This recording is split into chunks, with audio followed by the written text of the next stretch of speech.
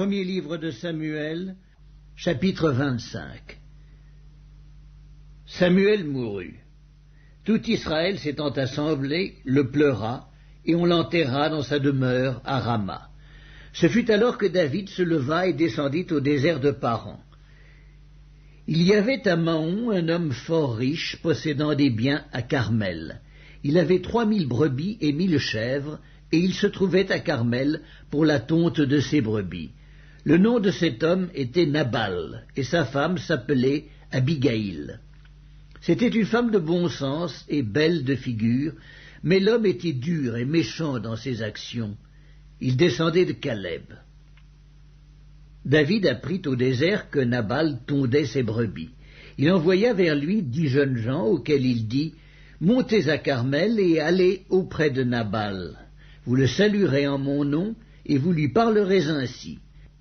Pour la vie, sois en paix, et que la paix soit avec ta maison et tout ce qui t'appartient.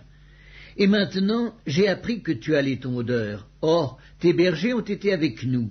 Nous ne leur avons fait aucun outrage, et rien ne leur a été enlevé pendant tout le temps qu'ils ont été à Carmel.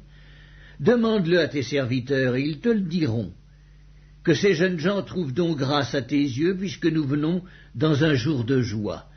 Donne donc, je te prie, à tes serviteurs et à ton fils David ce qui se trouvera sous ta main. » Lorsque les gens de David furent arrivés, ils répétèrent à Nabal toutes ces paroles au nom de David. Puis ils se turent. Nabal répondit aux serviteurs de David, « Qui est David et qui est le fils d'Isaïe ? Il y a aujourd'hui beaucoup de serviteurs qui s'échappent d'auprès de leur maître, et je prendrai mon pain, mon eau et mon bétail que j'ai tué pour mes tondeurs, et je les donnerai à des gens qui sont je ne sais d'où. » Les gens de David rebroussèrent chemin. Ils s'en retournèrent et redirent à leur arrivée toutes ces paroles à David. Alors David dit à ces gens, « Que chacun de vous saigne son épée. » Et ils saignirent chacun leur épée, et David aussi saignit son épée, et environ 400 hommes montèrent à sa suite. Il en resta 200 près des bagages.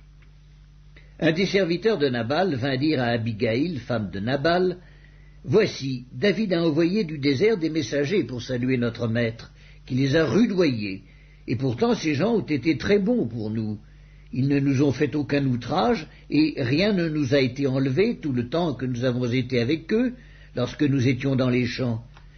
Ils nous ont nuit et jour servi de muraille tout le temps que nous avons été avec eux, faisant paître les troupeaux.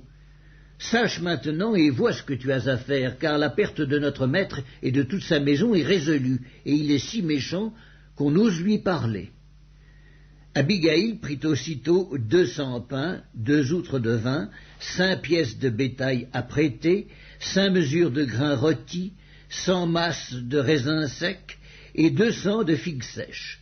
Elle les mit sur des ânes, et elle dit à ses serviteurs, « Passez devant moi, je vais vous suivre. » Elle ne dit rien à Nabal, son mari. Montée sur un âne, elle descendit la montagne par un chemin couvert. Et voici, David et ses gens descendaient en face d'elle, en sorte qu'elle les rencontra. David avait dit, « C'est bien en vain que j'ai gardé tout ce que cet homme a dans le désert, et que rien n'a été enlevé de tout ce qu'il possède. Il m'a rendu le mal pour le bien. Que Dieu traite son serviteur David dans toute sa rigueur, si je laisse subsister jusqu'à la lumière du matin qui que ce soit de tout ce qui appartient à Nabal. » Lorsqu'Abigaïl aperçut David, elle descendit rapidement de l'âne, tomba sur sa face en présence de David, et se prosterna contre terre. Puis, se jetant à ses pieds, elle dit, « À moi la faute, mon Seigneur, permets à ta servante de parler à tes oreilles, et écoute les paroles de ta servante. Que mon Seigneur ne prenne pas garde à ce méchant homme, à Nabal, car il est comme son nom. Nabal est son nom, et il y a chez lui de la folie.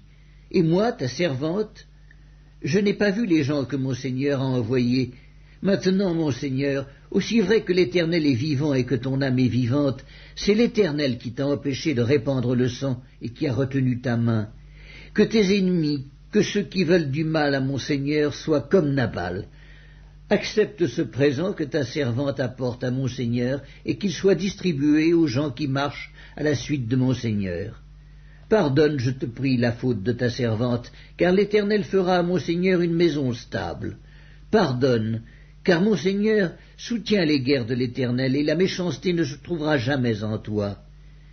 S'il s'élève quelqu'un qui te poursuive et qui en veuille à ta vie, l'âme de mon Seigneur sera liée dans le faisceau des vivants auprès de l'Éternel, ton Dieu, et il lancera du creux de la fronde l'âme de tes ennemis. Lorsque l'Éternel aura fait à mon Seigneur tout le bien qu'il t'a annoncé, et qu'il t'aura établi chef sur Israël, mon Seigneur n'aura ni remords ni souffrance de cœur pour avoir répandu le sang inutilement et pour s'être vengé lui-même. Et lorsque l'Éternel aura fait du bien à mon Seigneur, souviens-toi de ta servante. David dit à Abigaïl, « Béni soit l'Éternel, le Dieu d'Israël qui t'a envoyé aujourd'hui à ma rencontre. Béni soit ton bon sens et béni sois-tu, toi qui m'as empêché en ce jour de répandre le sang et qui as retenu ma main. Mais l'Éternel, le Dieu d'Israël, qui m'a empêché de te faire du mal, est vivant, et si tu ne te fusses hâté de venir au-devant de moi, il ne serait resté qui que ce fût à Nabal d'ici à la lumière du matin. » Et David prit de la main d'Abigaïl ce qu'elle lui avait apporté, et lui dit, « Monte en paix dans ta maison. Vois, j'ai écouté ta voix, et je t'ai favorablement accueilli. » Abigaïl arriva auprès de Nabal, et voici, il faisait dans sa maison un festin comme un festin de roi. Il avait le cœur joyeux et il était complètement dans l'ivresse. Elle ne lui dit aucune chose, petite ou grande, jusqu'à la lumière du matin. Mais le matin, l'ivresse de Nabal s'étant dissipée, sa femme lui raconta ce qui s'était passé. Le cœur de Nabal reçut un coup mortel et devint comme une pierre. Environ 10 jours après, l'Éternel frappa Nabal et il mourut. David apprit que Nabal était mort et il dit, « Béni soit l'Éternel qui a défendu ma cause dans l'outrage que m'a fait Nabal et qui a empêché son serviteur de faire le mal. L'Éternel a fait retomber la méchanceté de Nabal sur sa tête. » David envoya proposer à Abigaïl de devenir sa femme. Les serviteurs de David arrivèrent chez Abigaïl à Carmel et lui parlèrent ainsi. « David nous a envoyés vers toi afin de te prendre pour sa femme. » Elle se leva, se prosterna le visage contre terre, et dit, « Voici, ta servante sera une esclave pour laver les pieds des serviteurs de mon Seigneur. » Et aussitôt Abigaïl partit, montée sur un âne et accompagnée de 5 jeunes filles. Elle suivit les messagers de David, et elle devint sa femme. David avait aussi pris Akinoam de Jizréel, et toutes les deux furent ses femmes.